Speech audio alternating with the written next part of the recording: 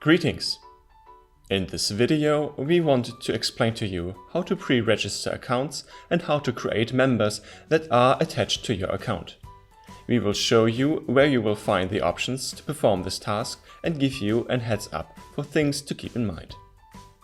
Usually, you pre-register an account if you want to set up a new member for a client or a co-worker whose account you would like to manage.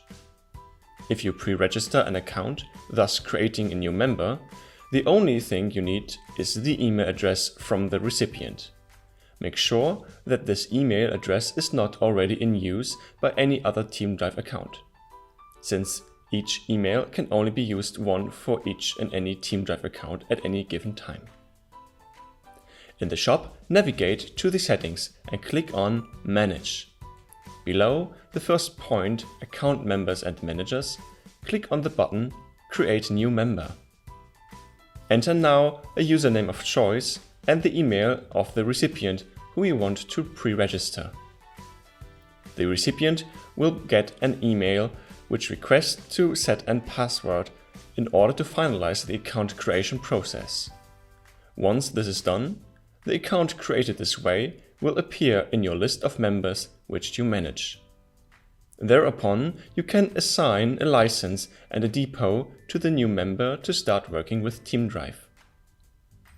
At this point, you should keep in mind that different customers may have been registered on different registry servers. For example, lawyers are assigned to different registry servers than private users. Because of this difference, members from one registry server cannot join the management from another account from a different registry server. However, through a pre-registered account, such as shown how to create in this video, you will always match the registry server of the account manager. Concluding, if you want to be the manager of an already existing TeamDrive account, you must advise this member to join your account instead on their own.